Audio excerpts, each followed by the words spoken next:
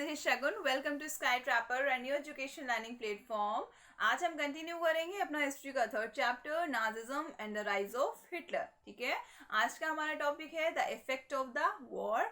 अभी तक हमने क्या क्या पढ़ा, थोड़ा सा देख लो। अभी तक हमने देखा कि वर्ल्ड वॉर वन, जिसमें एक्सिस पावर और एलाइज पावर, एक्सिस पावर में आते हैं जर्मनी, ठीक है, जिसको सेंट्रल पावर भी बोलते हैं, और एलाइज पावर जिसमें यूके, फ्रांस, जापान, रशिया, ये सारे कंट्रीज आते हैं। ठीक है, इनके बीच में वर्ल्ड वॉर वन होता है। ये लोग जिसमें कि जर्मनी हार जाता है और जीत जाते हैं। इतना होने के बाद जर्मनी में वीमर रिपब्लिक का फॉर्मेशन होता है। और वीमर रिपब्लिक क्या है, गवर्नमेंट है वहाँ की। ठीक है, तो फॉर्मेशन होने के बाद क्या हुआ कि वीमर रिपब्लिक को ट्रीट देनी पड़ी। मैंने तुम्हें बताया था हारने वाली पार्टी यहाँ पे ट्रीट देती है, तो ट्रीट देनी पड़ी, जिसको बोलते हैं ट्रीटी ऑफ वर्साइल। अब जो ट्रीटी ऑफ वर्साइल उन्होंने साइन की थी, उसी ट्रीट से वहाँ की जनता खुश नहीं थी। उन्होंने कहा बहुत ज्यादा लुटा दियो तुम्हें इतना नहीं देना चाहिए था, हारे हो भैया, जीते नहीं हो, जो ट्रीट में जो मांगा वो सब दे दिया। फिलहाल ये उनकी पॉलिसी थी, ये उनका रूल है कि हारने वाली पार्टी ट्रीट देती है। तो ऐसा ही कुछ हुआ। तो इस ट्रीटी ऑफ वर्साइल से लोग खुश नहीं थे। चलो कोई बात नहीं, उनके पास कोई ऑप्शन भी नहीं था ये सब साइन करने के अलावा। वो सारी चीज़ें खत्म हो गई। अब वीमर रिपब्लिक का फॉर्मेशन हो गया, सब वॉर सब खत्म हो गया। अब देखना ये है कि जर्मनी जो इफेक्ट्स हैं वॉर के, उनको कैसे कंट्रोल करता है और वो इफेक्ट्स क्या क्या हैं। तो वही चीज़ हमें देखनी है कि वर्ल्ड वॉर वगैरह सब खत्म हो गया, ट्रीटी ऑफ वर्साइल यानी कि पीस ट्रीटी भी साइन कर दी। और अब जर्मनी के हालात क्या हैं वो हमें आज के क्लास में देखना है। Effect of the war. See, war किसी भी कंट्रीज के बीच में हो या फिर कितनी भी कंट्रीज इन्वॉल्व हो, सबको उसके परिणाम भुगतने पड़ते हैं, अच्छे बुरे जैसे भी हो। ठीक है, और जर्मनी को कुछ ज़्यादा ही भुगतने पड़ गए, क्योंकि जर्मनी ने बहुत ज़्यादा लॉस कर दिया था अपना इस वर्ल्ड वॉर वन में। क्या क्या, सारा पैसा तो खत्म हो ही चुका था, है ना। मतलब एकदम भिखारी बन चुके ये। इनके यहाँ अनएम्प्लॉयमेंट बढ़ गया था, मतलब जो एम्प्लॉयमेंट थी, जो बेरोजगारी थी, बिल्कुल ठप हो गई। सारे बेरोजगार हो गए, नल्ले हो गए। और इंडस्ट्रियल सेक्टर पे बहुत बुरा असर पड़ा, क्योंकि मैंने लास्ट क्लास में तो बताया था इनके सारे रिसोर्सेज तो उन्होंने ले लिए। इनका राइनलैंड जो मिनरल रिच रिसोर्स लैंड था वो तो उन्होंने ले लिया, है ना। और उसके बाद इंडस्ट्रियल सेक्टर ठप हो गया, पैसे की कमी पड़ गई, और इंपोर्ट एक्सपोर्ट इनका सब बंद हो गया, क्योंकि मेरे पास पैसे नहीं है, खरीदेंगे क्या, है ना, क्या खरीदेंगे, क्या बेचेंगे, लोगों के पास खाने की कमी पड़ गई। तो ये सारी कुछ कंडीशंस थी जो जर्मनी में नई गवर्नमेंट बनी वीमर रिपब्लिक, उसको फेस करनी पड़ी। मतलब यहाँ पर लिखा हुआ है, देखो, डिवास्टेटिंग इम्पैक्ट, बहुत बुरा असर जर्मनी को ही नहीं पूरे यूरोप को फेस करना पड़ा। अब देखो यहाँ पर कहा गया है कि creditors turn into one of the debtors. मतलब क्रेडिटर्स जो एक एक टाइम ऐसा था जब ये लोग लोगों को देते थे कि आओ, जिसको मुसीबत हो हमसे पैसे ले जाओ, हम हेल्प करेंगे। आज कंडीशन ये हो गई है कि ये गरीब हो गए, ये भिखारी हो गए, इनका मतलब अब हमें दो, हमें ज़रूरत है पैसे की। तो ये कंडीशन हो गई है, ना कि सिर्फ जर्मनी की, पूरे यूरोप की। यूरोप कॉन्टिनेंट है ना, तो उस कॉन्टिनेंट में जितनी भी कंट्रीज वर्ल्ड वॉर वन में इन्वॉल्व थी, सबकी इकोनॉमी पे असर पड़ा है। वर्ल्ड वॉर वन में जितनी, भैया वेपन्स तो सबके लगे हैं, ऐसा तो नहीं कि जर्मनी ने अपने वेपन्स यूज़ किए हैं। समझ रहे हो ना, अगर यूएसए आ रहा है तो उसने भी अपने हथियार यूज़ किए होंगे, रशिया आया है तो उसके सोल्जर्स, उसके वेपन सब यूज़ हुए होंगे। ठीक है, तो इसीलिए पूरे यूरोप पे इस वर्ल्ड वॉर वन का असर पड़ा था। समझ गए। अब पॉइंट की बात यहाँ पर यह है कि ये जो भी बुरे हालात हैं जर्मनी के, इन सब का भुगतान किसे करना पड़ रहा था, वीमर रिपब्लिक को। यहाँ तक कि देखो, भुगतान तो करना ही पड़ रहा था, ये सारी चीजें तो फेस कर ही रही थी, इकोनॉमिकली वीक थी, है ना। अब उनको मेंटली भी टॉर्चर किया जा रहा था। कैसे? जो लोग वीमर रिपब्लिक को सपोर्ट नहीं कर रहे थे, यहाँ पर जो लोग वीमर रिपब्लिक को सपोर्ट नहीं कर रहे थे, वो वीमर रिपब्लिक को ह्यूमिलिएट कर रहे थे, है ना, उनको मेंटली टॉर्चर कर रहे थे, परेशान कर रहे थे। अब डायरेक्ट वीमर रिपब्लिक के पास नहीं जा रहे थे, मतलब जो वीमर रिपब्लिक के सपोर्टर्स थे ना, उनको परेशान कर रहे थे। वो सपोर्टर्स कौन से? देखो यहाँ पे लिखा हुआ है, those who supported the Weimar Republic mainly socialist, Catholics and democratic. See, socialist कौन? लास्ट क्लास में रशियन रिवॉल्यूशन में मैंने 3 तरह के थिंकर्स के बारे में जिक्र किया था। कौन कौन से? रेडिकल्स, लिबरल्स और कंजर्वेटिव्स। ठीक है, तो उन्हीं में से मैंने सोशलिस्ट थिंकर्स के बारे में बताया था, जो इक्वालिटी की बात करते हैं। भैया सबको इक्वल इक्वल मिलना चाहिए, ठीक है। सोशलिस्ट हो गए, ये किसको सपोर्ट कर रहे थे? वीमर रिपब्लिक को सपोर्ट कर रहे थे। दूसरे आगे क्या हमारे डेमोक्रेट्स, डेमोक्रेट्स मतलब जो चाहते हैं कि हमारी कंट्री में डेमोक्रेसी आए, है ना। डेमोक्रेसी आएगा तभी सबको सबके राइट्स मिल पाएंगे, फ्रीडम ऑफ स्पीच होगा, है ना। और जो भी डेमोक्रेसी के अंदर जितने भी अधिकार जो लोगों को मिलते हैं वो सारे मिलेंगे, ठीक। और फिर तीसरा है कैथोलिक्स। देखो कैथोलिक्स कोई अलग से लोग नहीं है, ये उनको बोला गया है जो क्रिश्चियंस हैं, ठीक है, उनको कैथोलिक्स बोला गया है। तो ये सारे लोग सपोर्ट कर रहे थे वीमर रिपब्लिक को, और जो सपोर्ट नहीं कर रहे थे वो थे क्या? आलसी लोग। कौन है? जो अपने वही ट्रेडिशनल तरीके से चलना चाहते थे, याद करो, कंजर्वेटिव्स, ठीक है।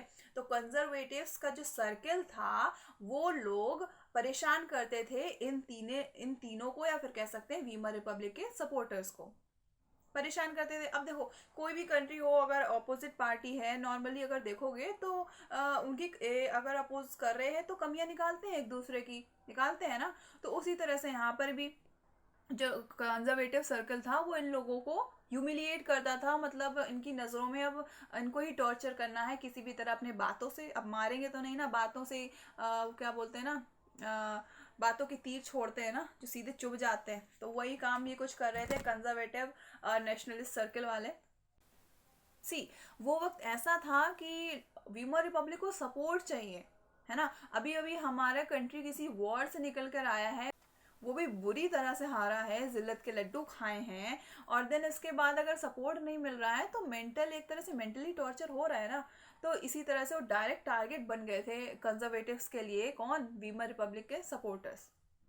समझ आ रही बात? इतना सब कुछ हो रहा था जर्मनी में। तो अब इन लोगों ने क्या किया, जो अगेंस्ट थे वीमर रिपब्लिक के, देखो क्यों अगेंस्ट थे, ये क्या चाहते थे? ये डेमोक्रेसी नहीं चाहते थे, ठीक। पहला पॉइंट, इन्हें डेमोक्रेसी पे बिलीव नहीं था। इन्होंने कहा नहीं, हमें ऐसा कुछ रूल नहीं चाहिए, हमारा ये है कि भैया अपनी आर्मी बढ़ाओ, है ना, और लड़ाई करो और कब्जा करो। अब हमें कुछ नहीं करना है, हमने बहुत कुछ देखा है इस वर्ल्ड वॉर 1 में, और अब हमें बस अपनी आर्मी तैयार करनी है, अपने सोल्जर्स तैयार करने हैं, और अटैक करना है, जीतना है, अटैक करना है, जीतना, बस ये काम है इनका। इन्हें डेमोक्रेसी नहीं चाहिए, इनको शांति नहीं चाहिए, जो कि वीमर रिपब्लिक लाना चाहती थी, ठीक। तो इन्होंने क्या किया, वीमर रिपब्लिक के सपोर्टर्स को एक नाम दिया। क्या नाम दिया? नवंबर क्रिमिनल्स। अब देखो ये नवंबर क्रिमिनल्स अलग ही है, फिलहाल अभी तो अक्टूबर का मंथ चल रहा है ना, नवंबर क्रिमिनल्स। अब नवंबर क्रिमिनल्स क्या क्यों कहा इन्होंने? क्योंकि ट्रीटी ऑफ वर्साइल जो साइन की थी वीमर रिपब्लिक ने, वो नवंबर के मंथ में की थी। इस वजह से ये उनको अपना क्रिमिनल समझते थे जर्मनी का, कि इन्होंने सब लुटा दिया, इतनी ट्रीट दे दी कि हम भिखारी हो गए। इस वजह से जो सपोर्टर्स नहीं थे वीमर के, उन्होंने इन लोगों को नवंबर क्रिमिनल का नाम दे दिया। समझ गए? अगर कोई पूछता है कि नवंबर क्रिमिनल कौन थे, तो तुम लिखोगे वीमर रिपब्लिक के सपोर्टर्स या फिर वीमर रिपब्लिक, ठीक। और किसने दिया? कंजर्वेटिव सर्किल के जो लोग थे उन्होंने दिया, या फिर कह सकते हो जो अपोज करते थे वीमर रिपब्लिक को। क्यों दिया? क्योंकि उन्हें लगता था कि जो ट्रीटी ऑफ वर्साइल नवंबर में साइन हुई है वो बहुत ही गलत थी, वो हमारी कंट्री के फेवर में नहीं थी। इस वजह से उन्होंने नवंबर क्रिमिनल मजाक मजाक में नाम दे दिया। अब सोचते हो कि पॉलिटिक्स में तो नाम एक बार पड़ जाता है तो फिर उसी नाम से जाने जाते हैं, है ना। तो ऐसा ही कुछ हुआ था जर्मनी में भी। देन उसके बाद लास्ट सेकेंड पॉइंट है the world war 1। First world war left a deep imprint on European society and polity. मतलब वर्ल्ड वॉर 1 जर्मनी की पॉलिटी, ना सिर्फ पॉलिटी, उसकी इकोनॉमी पे बहुत ही गहरा असर छोड़ गया था। छोड़ ही जाएगा, कुछ तो बचा नहीं जर्मनी के पास अब खड़े होने के लिए, है ना। जर्मनी यहाँ था और अब यहाँ आ गया है, तो डीप इम्प्रिंट तो था ही। देन उसके बाद अब क्या हुआ कि ये सारी चीज़ें हो गई, और तुम्हें अब दोनों की सोच पता चल गई। वीमर रिपब्लिक क्या चाहती थी कि हम डेमोक्रेसी लाएं, है ना, अपनी कंट्री को धीरे धीरे धीरे धीरे यहाँ पहुँचाएं, है ना। और दूसरी यहाँ पर जो उनको अपोज कर रहे थे वो चाहते थे नहीं, हमें डेमोक्रेसी नहीं चाहिए, हमको सिर्फ अपनी आर्मी तैयार करो, लड़ाई करो और जीतो। दोनों की मेंटेलिटी पता चल गई। तो इस वजह से इवन वहाँ का जो आर्मी हेड था ना, जो उनका डिफेंस वाला एरिया था, डिफेंस सेक्टर था, वो भी यही चाहता था कि अब हम अपने जो फोर्स है उसको बढ़ाएं, है ना, अपनी आर्मी की टीम को बढ़ाएं, सो ज़्यादा से ज़्यादा जर्मन सोल्जर्स को इन्वॉल्व करें, ताकि आगे चल के जब हम लड़ाइयाँ करें तो हमें हेल्प मिले। ठीक, तो इस वजह से वहाँ के जो सिविलियंस थे उनको छोड़ के जो सोल्जर्स थे उनको बहुत ही ज़्यादा इम्पोर्टेंस दी जाने लगती थी।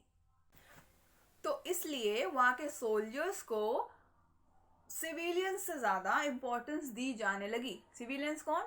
जो नॉर्मल कह सकते हो, जो वर्किंग क्लास गवर्नमेंट के अंडर जो वर्क करते हैं उनको बोलते हैं सिविलियंस। तो उनसे ज़्यादा जो इम्पोर्टेंस है वो किसको दी जाने लगी? आर्मी के जवानों को, है ना, मिलिट्री के लोगों को। क्योंकि उनको लग रहा था ज़्यादा, क्योंकि देखो अगर लोगों को आर्मी में लाना है ना तो उनको इनकरेज करना पड़ेगा ना, उनके अंदर जोश लाना पड़ेगा, स्ट्रेंथ देनी पड़ेगी, है ना, और मोटिवेट करना पड़ेगा, तभी तो ज़्यादा से ज़्यादा लोग आर्मी में आएंगे, है ना। जो देशभक्ति है वो कब दिखती है? जब जीतने का जज्बा होता है अंदर, बदले लेने की भावना होती है, समझ रहे हो ना। तो इसलिए उनको प्रमोट किया जाता था, बस उन्हीं को दिखाया जाता था कि अब इन्हीं की इम्पोर्टेंस है, हमें इन्हीं की ज़रूरत है। तो ऐसा कुछ सीन चल रहा था कहाँ पे? जर्मनी में। सी अब क्या हो रहा था, जो पॉलिटिशियंस थे वो ज़्यादातर जो उनका फोकस था वो वहाँ के यूथ में था, जर्मन यूथ में था, वहाँ के जो मेंस थे उन पे था। वो कह रहे थे कि main should be strong, masculine and aggressive, है ना। उनको ये तीनों क्वालिटीज़ वहाँ के यूथ में चाहिए, मतलब ऐसी होनी चाहिए। मेन को कमज़ोर नहीं होना चाहिए, उनके अंदर कोई ऐसी इमोशनल फीलिंग्स नहीं होनी चाहिए। तो फोकस कर रहे थे कि यहाँ पे जर्मनी में जितने भी मेंस हैं, जितने भी लड़के हैं, जितने की नौजवान हैं, वो हमें मैस्कुलिन, एग्रेसिव, उनके अंदर ये फीलिंग होनी चाहिए, ये नहीं कि रोंदड़ू टाइप्स, ऐसे कुछ नहीं चाहिए। तो ज़्यादा ज़्यादा इस चीज़ पे उनका यही गोल ही था ना कि ज़्यादा से ज़्यादा लोगों को आर्मी में इन्वॉल्व किया जाए, उनको प्रैक्टिस कराया जाए और उनको वॉर के लिए तैयार किया जाए। ठीक है, तो उन पे ही ज़्यादा फोकस हो रहा था। और इन सब चीज़ों में मीडिया भी पूरा सपोर्ट कर रही थी। मीडिया कर रही थी कि मीडिया ग्लोरीफाइड ट्रेंच लाइफ, मतलब मीडिया जो ट्रेंच लाइफ थी उसको बढ़ा चढ़ा कर दिखा रही थी। अब ट्रेंच लाइफ क्या होता है? देखो, ट्रेंच लाइफ, ट्रेंच समझो, एक जगह होती है जहाँ पे मिलिट्री के लोग, जो हमारे जवान होते हैं, वो उस पे एक गड्ढा होता है ज़मीन के अंदर, उसमें इन्होंने स्टेयर्स बना रखी होती हैं, ठीक है, और उस स्टेयर्स के थ्रू ऊपर चढ़ते हैं और अपनी गन एक लेवल पे रखते हैं, ताकि जो आप सामने एनिमी खड़ा हुआ है उसको हम ना दिखे, ना हमारी गन दिखे, हम वहां से बैठ के उसको फायरिंग कर सकते हैं। ठीक है, और जहाँ पे उनके ट्रेंचेस बने होते थे ना, गड्ढे गड्ढे बने होते थे, उसके आसपास कांटे का जाल बना होता था, ताकि हमारा दुश्मन उस ट्रेंच तक ना आ पाए। समझ रहे हो क्या होते हैं ट्रेंच? तो तो मीडिया ना ये सब चीज़ें बढ़ा चढ़ा कर दिखा रही थी, ठीक है, लेकिन हकीकत तो ये थी ही नहीं, हकीकत तो कुछ और थी। तो हकीकत ये थी कि वहाँ के सोल्जर्स को बहुत ही ज़्यादा पेनफुल लाइफ फेस करनी पड़ रही थी, कह सकते हो मिजरेबल लाइफ वो रह रहे थे वहाँ पर। कैसे?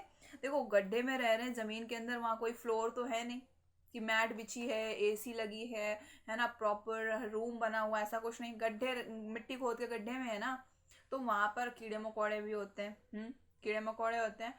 तो वहाँ पे उनको सड़े हुए चूहे की बदबू सूंघनी पड़ती थी। और चूहे मर जाते हैं ना, जमीन में खोद के घुस जाते हैं, तो मर जाते हैं, तो उनकी बदबू सूंघनी पड़ती थी। और उसके अलावा पॉइजनस गैसेस का उन्हें सामना करना पड़ता था। तो इस वजह से उनकी जो स्ट्रेंथ थी, या फिर कह सकते हो जो नंबरिंग थी हमारे सोल्जर्स की जर्मनी में, वो कम होती जा रही थी। और ये चीज़ मीडिया सामने नहीं दिखा रही थी। मीडिया तो बस ग्लोरीफाई, मतलब वो सिर्फ और सिर्फ ट्रेंच लाइफ को बढ़ा चढ़ाकर दिखाने में लगी हुई थी। इतनी बात समझ में आ गई? और ये सारी चीज़ें यहाँ पर लिखी हुई हैं। सी soldiers live miserable lives in these trenches, trapped with rat feeding on corpses, यही चीज़ अभी बताई। They face poisonous gases and enemy shelling and witness their ranks reduce rapidly। उनकी जो रैंक का मतलब यहाँ पर यही है कि उनकी जो जनसंख्या थी सोल्जर्स की, वो कम होती जा रही थी। तो ये चीज़ें लोगों को नहीं पता थी, ये सिर्फ उनको पता है जो आर्मी का जो जो डिफेंस का स्टाफ है, या फिर जो डिफेंस मिनिस्ट्री का जो हेड होता है ना, उसको पता रहती है। लेकिन ये लोगों को नहीं पता। अगर लोगों को बता देंगे कि ट्रेंच लाइफ ऐसी है, तो क्या वहाँ के लोग आर्मी में जाएंगे? नहीं जाएंगे ना। तो इस वजह से, और उनको तो अपनी आर्मी तैयारी करनी है, ऑपोजिशन वाले, है ना, सारी तो वीमर रिपब्लिक की चलनी नहीं है। हालांकि वीमर रिपब्लिक के पास पार है, वो ये सब रोक सकती है, लेकिन फिर एक लिमिट के बाद रोकती है ना। ऐसा तो नहीं है कि ऑपोजिशन अगर कुछ बोल रहा है तो उसको चुप करा देते हैं, ऐसा नहीं था। Then next, aggressive war propaganda and national honor occupied center stage in the public sphere. अब ये क्या चीज़ है? Aggressive war propaganda. सी, ये जो माहौल बना रखा था मीडिया ने, अपोजिशन ने, यानी कि कंजर्वेटिव्स ने और आर्मी का या फिर जो कह सकते हो डिफेंस सेक्टर ने, कि अब तो सिर्फ हमें युद्ध ही लड़ना है, ठीक है। तो उसने सेंटर स्टेज मतलब लोगों को अपनी तरफ आकर्षित कर लिया था, जर्मनी के लोगों को, क्योंकि वहाँ की जनता भी यही चाहती थी कि हम लड़ें और अपनी चीज़ें वापस लें, कब्जा करें, ठीक है। वो ये उनको भी डेमोक्रेसी नहीं चाहिए थी, वो भी वीमर रिपब्लिक को सपोर्ट नहीं कर रहे थे, ठीक है। तो इन सारी चीज़ों ने वॉर प्रोपेगेंडा मतलब आगे आने वाले वॉर के लिए सेंटर स्टेज का मतलब कि होता है ना मेन फोकस एक जगह पर, तो एक होता है ना पब्लिक में अपनी जगह बना ली थी, ठीक है। दूसरी तरफ वहीं पर जो सपोर्ट था वो कंजर्वेटिव डिक्टेटरशिप्स को था, है ना। क्यों था? क्योंकि कंजर्वेटिव्स थे, वही चाहते थे जो वहाँ की जनता चाहती थी।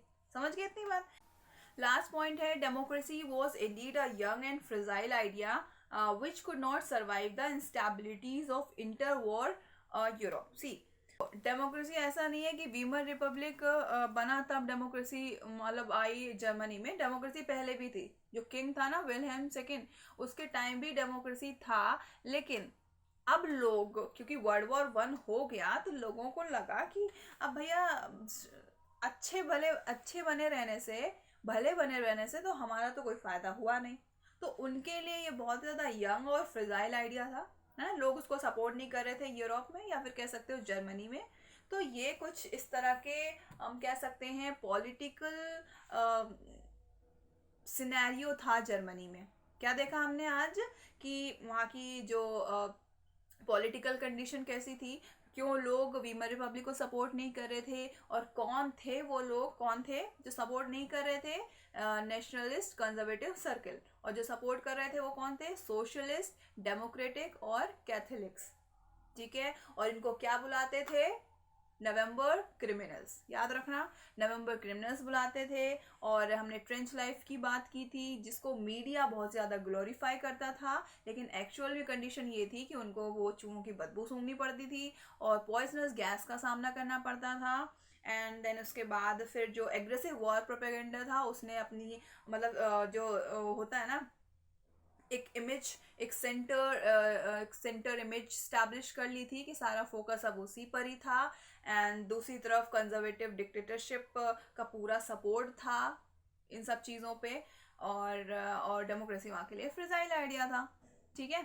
तो ये सारी कुछ चीज़ें थी, इफेक्ट ऑफ द वॉर हमने देखी। और अब हम देखेंगे नेक्स्ट क्लास में कि पॉलिटिकली और इकोनॉमिकली और क्या क्या असर देखने को मिले आफ्टर द। अभी तो ये सिर्फ बहुत छोटी सी चीज़ हमने देखी कि कौन से लोग सपोर्ट कर रहे थे, कौन से लोग सपोर्ट नहीं कर रहे थे, और क्या चाहते थे एक्चुअली वहाँ के कंजर्वेटिव थिंकर्स क्या चाहते थे, और है ना, और कैसे वहाँ के सोल्जर्स की लाइफ जो मीडिया दिखाती थी और जो हकीकत था, वो सारी चीज़ें बहुत ही छोटी छोटी चीज़ें देखी। और अब हम एग्जैक्टली देखेंगे कि वहाँ जो सपोर्ट कर नहीं रहे थे ना, जो वीमर रिपब्लिक को सपोर्ट नहीं कर रहे थे, वो अपोज किस तरह से कर रहे थे, आफ्टर ऑल वो चाहते क्या थे। और फिर मिलेंगे नेक्स्ट क्लास में, देखेंगे कि जर्मनी में पॉलिटिकली और इकोनॉमिकली क्या असर देखने को मिला, ठीक है। So till then be happy, be safe and bye bye.